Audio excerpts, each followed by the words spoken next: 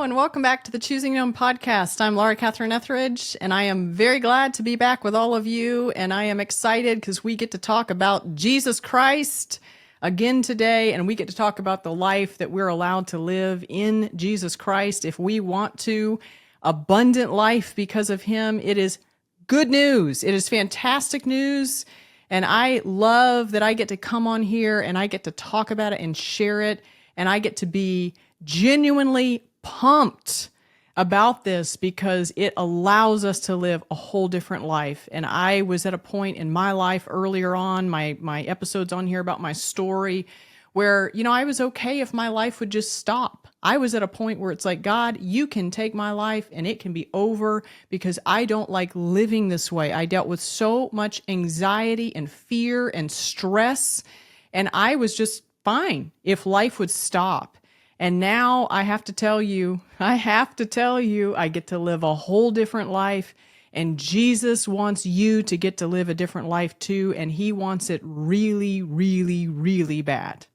And sometimes I think about, and I talk to the Lord about the fact that what He did for us, sending His Son into the world to put on flesh. God put flesh on, skin on. He dealt with bumps and bruises and all the hard things that we do in life. And then He went and He died on a cross so that He could take my sin and He could take my bad, icky, awful stuff, all the hurt, all the pain, all the sin, and He could give to me a brand new life. I get to live completely differently because of that truth. But I have to receive it, which means it has to replace my old belief system. And then I have to learn how to walk in it. How do I actually live this life? Because I don't know how. And you don't know how. And how we learn to do that is the Word of God. There is no substitute, my friend. There is no substitute for the Word of God, the Bible. I said this last episode. You're going to hear me say it a ton, probably this whole podcast ever until I don't have a podcast anymore. There's no substitute for the Bible and the Word of God. It is what tells you how to live the life that God is going to make available for you to live as you learn how to walk in it and as you learn how to let that become your new belief system. Find a place and a time where you internalize that, where you focus on it, where you take it in so that you can learn, how do I actually live that life that God says is available to me? What do I do? So anyway, I get pumped. I get so excited when I come on here. This is real and genuine. If you talk to some of my family members, they'll be like, oh yeah, it's real and genuine. You get her talking, she will talk your ear off about some of this stuff because it's just like, I can't believe it. Like, it's so incredible that we get to have this life. It is so incredible. It's real. And you can wake up and you can live this way. And you can actually live a completely different way in this wild, nutty, crazy world that's out there. You don't have to live the same way they do, but you got to learn how. And then once you do, you're like, I can't believe this. I can't believe it. And you get genuinely pumped because you want other people to get to live this same way. You want them to get to know this great news that would allow them to have a whole different world and life. So we're jumping into more today, but I just get so excited when I come on here and I have to share some of that with all of you. So last episode, we were talking a little bit about this verse that has really captivated me over the last couple of months, probably few months, Genesis 1 verses 2b.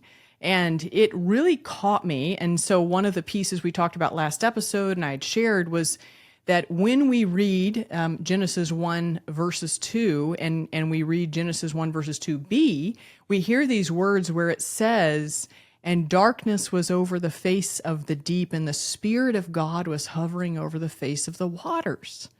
And it's like such a interesting, unusual kind of thing to think about. Lots of imagery, lots of darkness over the face of the deep and like sensation, and the Spirit of God is hovering over the face of the waters. And so I shared last time, I'd gone and dug into that verse to understand, like, when it says hovering over the face of the waters, the Spirit of God hovering over the face of the waters.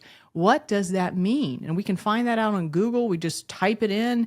Genesis 1 verses 2, hovering. What does this mean in the original text or the original language? And poof, there we get this information that can be so valuable. And so I had shared last episode that when we read that, it means this idea of God's Spirit flutters over the face of the waters, and those waters are more than just H2O liquid. It's like this idea of all of the waters that allow for transcendent, so not just natural, but transcendent, abundant life. Sound familiar? It's the Spirit of God just flutters over these. He's hovering over these waters, and he is this most powerful being that not only does he own those things, the life, the transcendent life, not only is it his and it belongs to him, and is he the most authoritative and most powerful being in all of the universe forever, but he is so powerful that he can just flutter over them. He just hovers over them.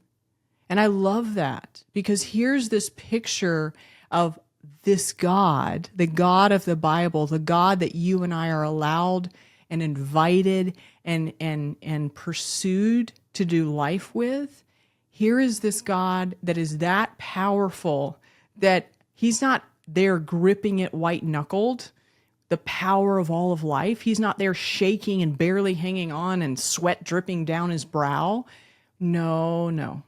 We get this picture of this God that is fluttering over the surface of the waters, just hovering, just gently like a butterfly over a flower, just taking it in. Or we can maybe even think hummingbird, to hummingbird feet, or just fluttering over. Here's this God. And we want to learn, how do I do life with that God? Because that's the invitation in the Bible, is I stop doing life by myself, which I can tell you by myself, I'm not that way.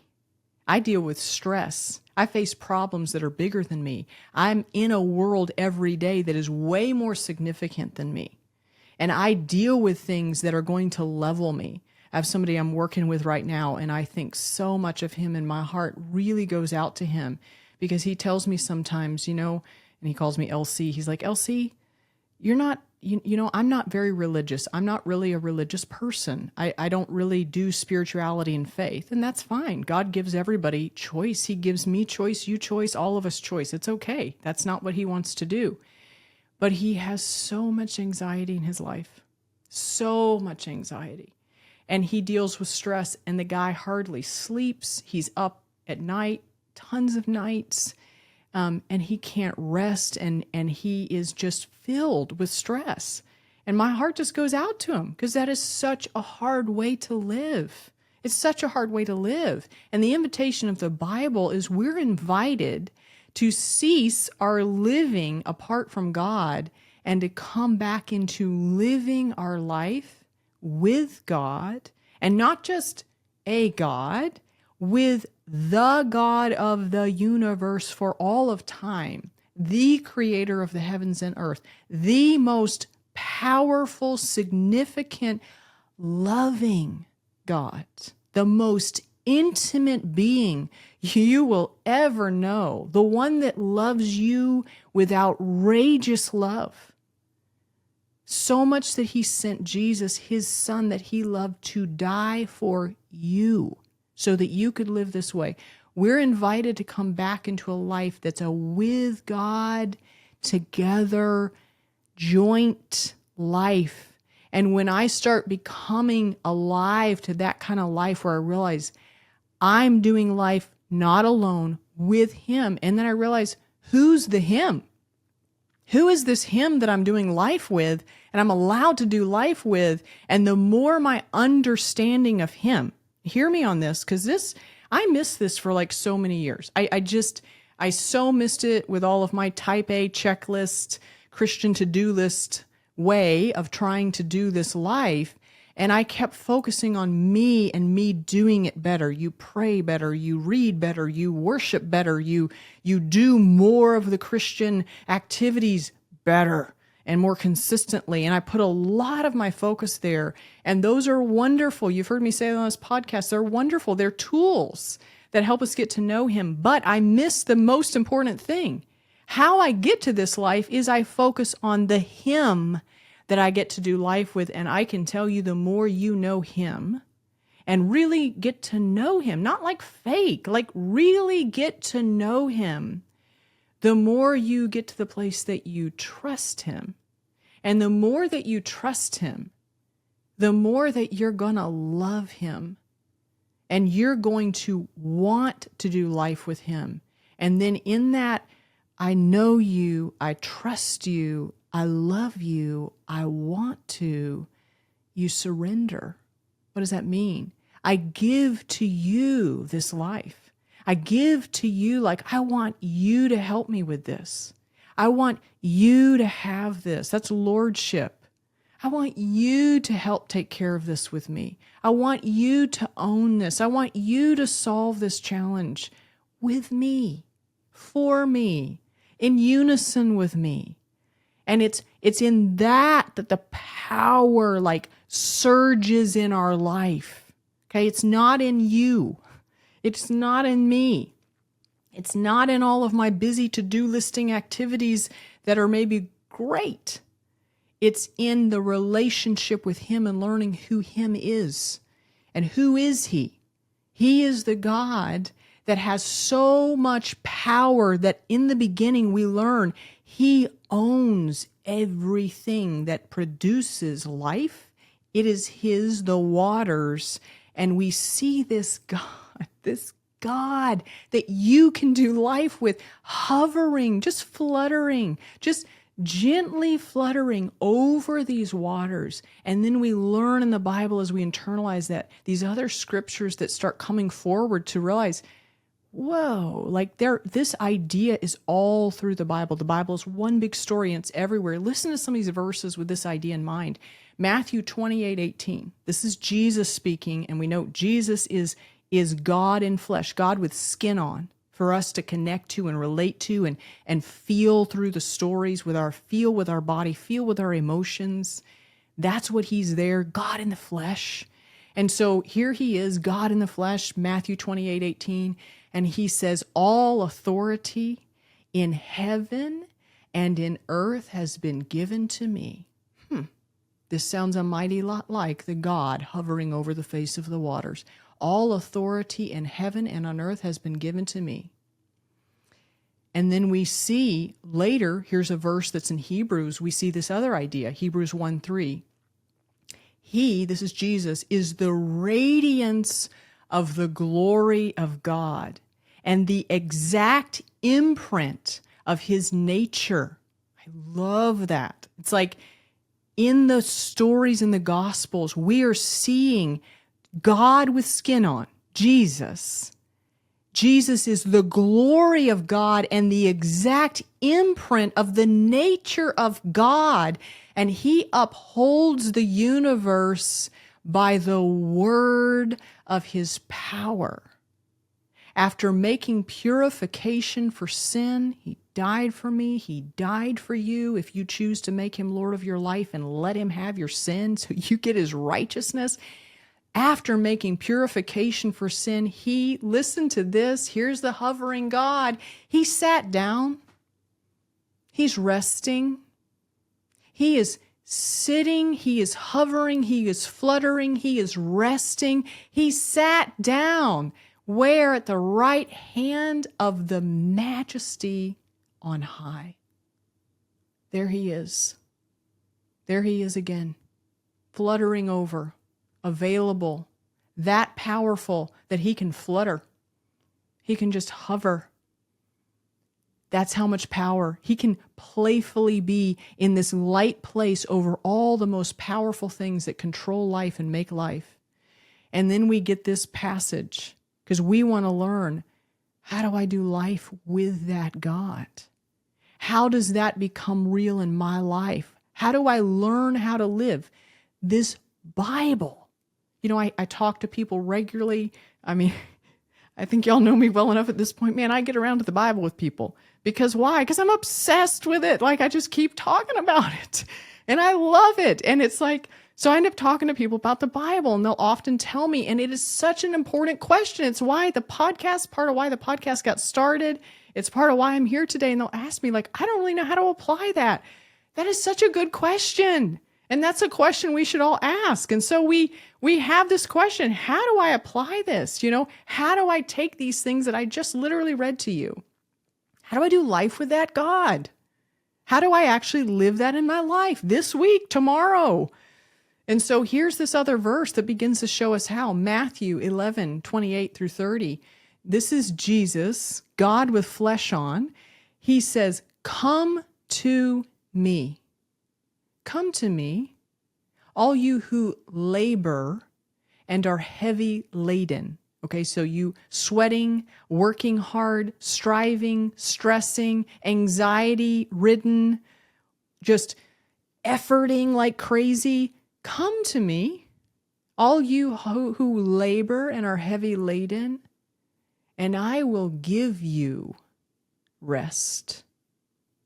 And I'll bet he can, because he owns it, because he is resting, because Jesus is sitting in a resting position beside his Father, and he's sitting there, and he's waiting, and he's looking for you, and he's saying, come to me, and I will give you rest. And how? That big old gigantic 3-letter word. Here he says, take my yoke upon you. What does that mean? Yoke was a piece of farm equipment that was used in this time in history, probably still is in some places in the world. And it would go over the neck of the oxen, and it would be on one oxen or horse, and it would be on the neck of another oxen. And so it would connect them together so that they could pull together the load that was behind them. And so Jesus is saying, hey, if you're heavy laden, if you're laboring, if you're stressed out, if you're struggling, if something's weighing on you, I will give you what I own. I will give you rest. And here's how. Take whose yoke? My yoke. Take my yoke upon you. What is that? Come get with me. Come get in life with me. That's what he's saying. Choose to come out of your by yourselfness, your all aloneness, and come get into life with me. I'm available. I'm right here. But come get into life with me. And then what does he say? Oh, this is so pretty. And learn from me. And learn from me. Okay, that's a beautiful thing to me for so many reasons, and I just can't even go into all the reasons why. But we have this Jesus. We have this God with skin on that says, you can come and I'll teach you. And I'll just keep teaching you. That's actually what it means to be a disciple. It means to be a disciple of Jesus Christ means to be a I never stop learning from you one. That's what it means to be a disciple. I'm never going to stop listening to you and looking at you and learning from you. I'm going to do it forever. And Jesus wants us to. Why? Because he's somehow self-absorbed. Oh, no. Because we can get to learn from him this resting life, this whole new way of life. We can learn it. It's an ongoing thing. It never stops. You never stop learning. I'm going to learn till I take my last breath from Jesus Christ, because he is the one I'm going to do life with. And he's going to keep teaching me, and I'm going to keep learning. And so he says, take my yoke on you. Come get in life with me. Choose that. I'm here. And learn from me.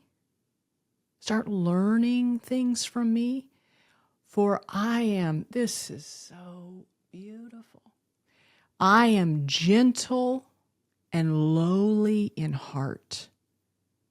So here's this God who could be up there hovering over the waters, sitting on the throne. We see Jesus sitting on the throne, and he could be up there doing some wild dance or like fist bump in the sky because he's like the most powerful.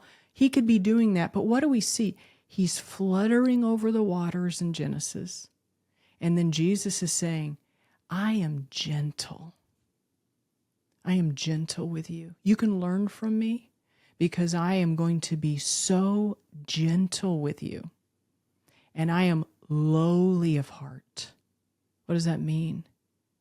You're not going to meet somebody who's going to give you a holier than thou attitude ever. He is lowly of heart. He desires to love you. Jesus came, and it just blows our mind. He came to seek us, to save us. He served us. He served. That God, the most powerful God, served. And he's saying, I want to gently help you, serve you, teach you. I'm lowly of heart.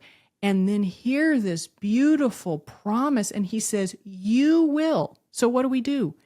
We're going to find rest. And how deep does it go for your souls? So here he's telling us how. Come to me. If you're laboring and you're heavy laden, I want to give you rest. Then he starts telling us how.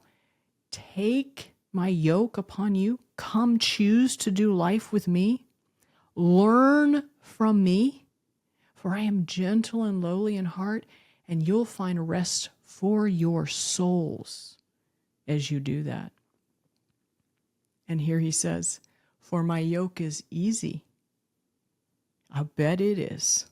When I'm in the yoke pulling with Jesus, the load of whatever it is in my life, whatever it is in my life, some of us have some really big, really hard things, really significant things according to our assessment of them.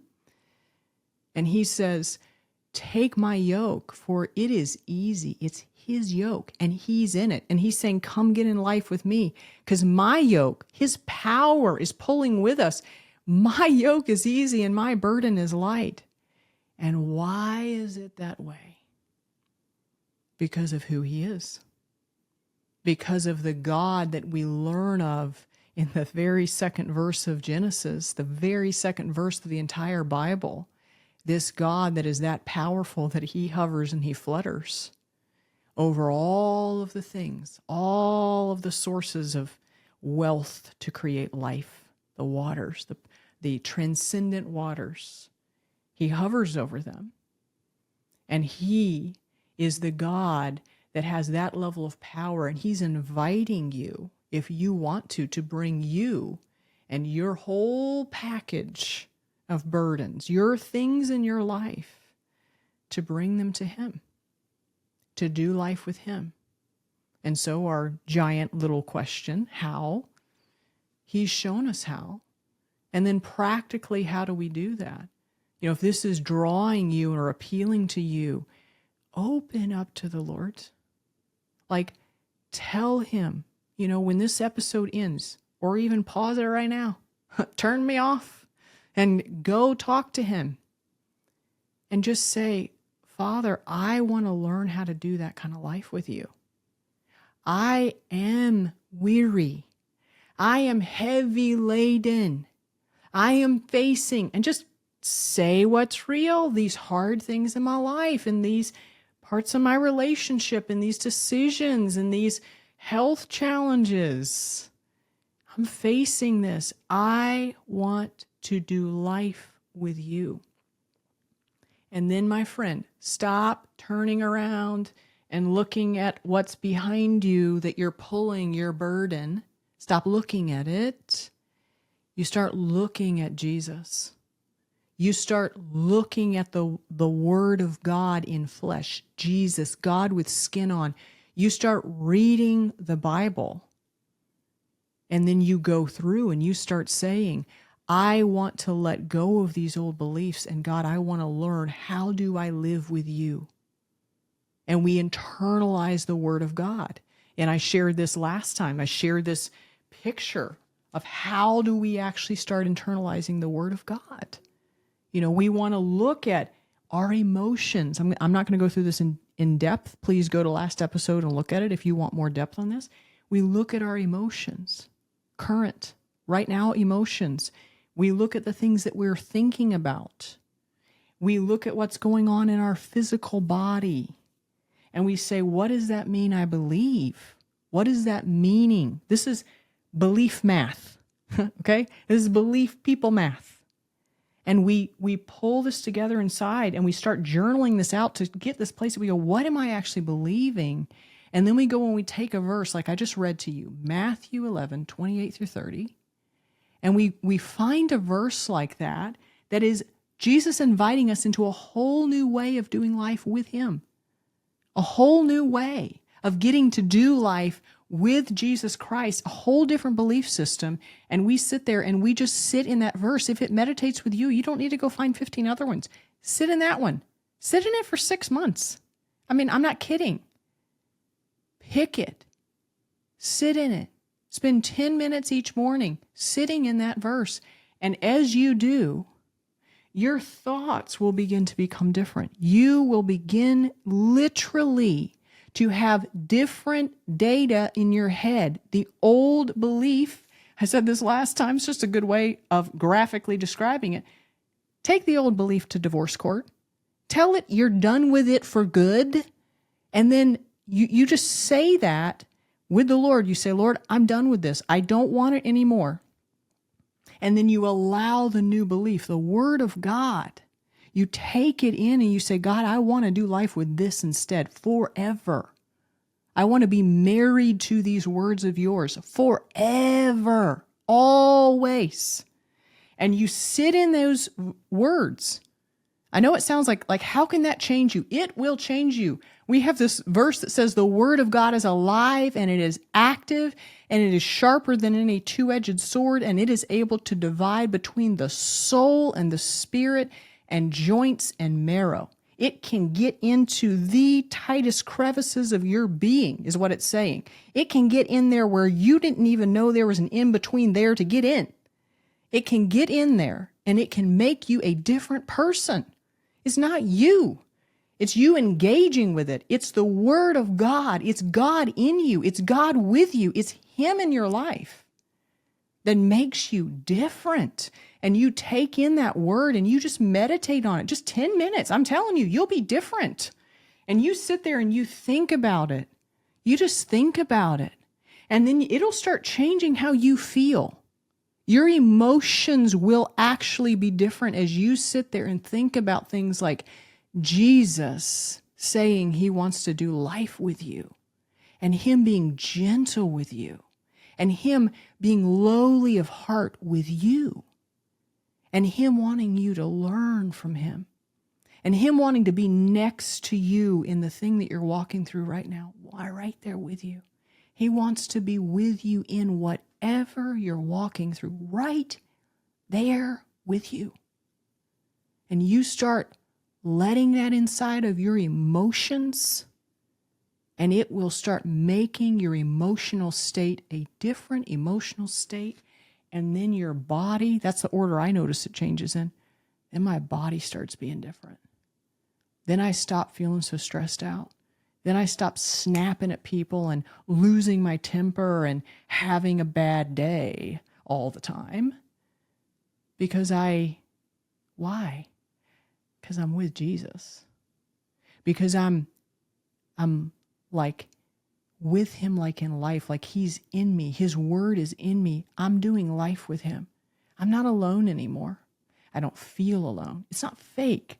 Okay, I'm not talking about fake. Like it's real. Like you feel it. You feel it. You feel it.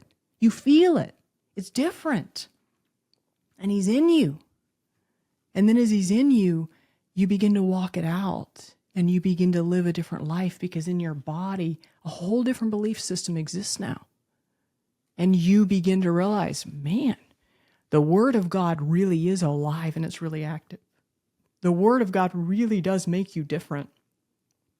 The Word of God, me doing life with God, really makes it where my real life can be a different real life than what I ever thought it could be. And oh, it can. It really can. So I hope that makes it clear. I hope that that is helpful to you. If it prompts other questions around this area, please use the comments. Please put in questions if you have them.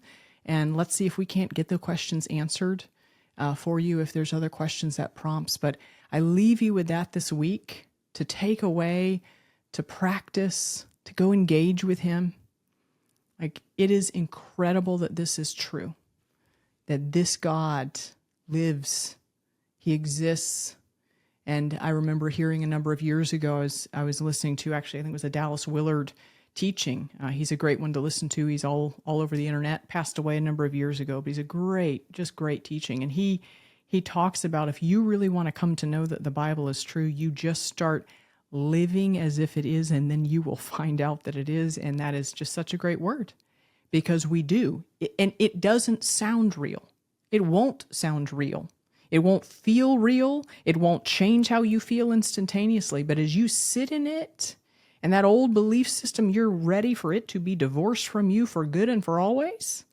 And you're ready for the Lord to just slowly teach you and allow you to learn from him and allow you to be different as his word takes up residence inside of you forever and for always.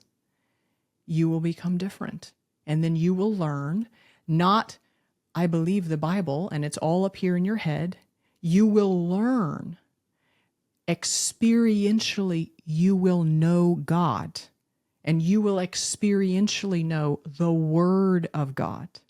It will be real for you, and it'll be so real that when things happen, what shows up inside of you is that, and not the old stuff. And you'll look at yourself sometimes, and you'll look back and you'll go, man, I didn't used to be the same person.